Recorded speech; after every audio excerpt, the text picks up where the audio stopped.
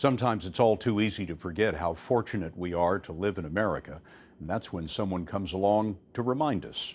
Here's Steve Hartman on the road.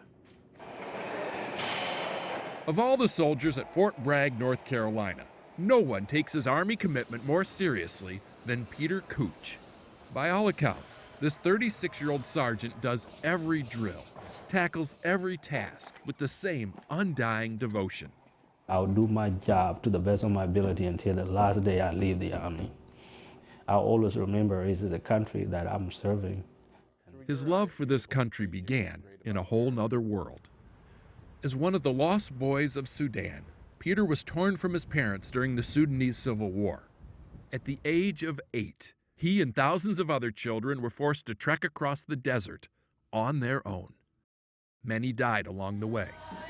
The lucky ones, seen in this video from a 2001 60 Minutes story, ended up at refugee camps, and a few thousand very lucky ones were eventually allowed to come to the United States.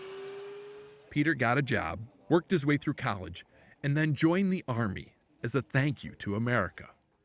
As for his mom and dad, Peter never saw them again. I was hoping, that's what I would say. I said, God, I hope my parents are okay. And I kept that hope and that faith for a long time. Until just a few weeks ago, when the Army gave him leave and a friend bought him a ticket to go back and see him. His mom especially was completely overwhelmed. As soon as she saw me and we hugged each other, she just collapsed on my hand. Fainted? Yeah, she fainted. After like a good 3 minutes, she came back up and she put her hands on my head and she started praying before even she said anything, you know. And she said that I knew all this time that God will bring you back to me. Peter says for the rest of his stay, his parents loved on him like a baby. And although he will return to see them, he says he could never go back. America will always be my home regardless. This is my home. What's amazing to me about you is you're out in the desert for weeks on end. You say you didn't cry. Your friends are dying next to you. You didn't cry. You get to talking about America and you start crying.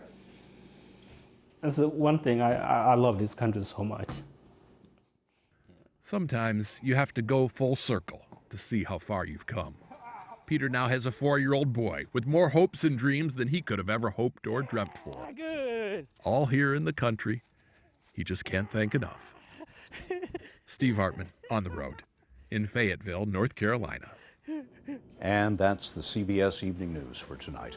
For all of us at CBS News all around the world, I'm Scott Pelley, and I'll see you Sunday on 60 Minutes.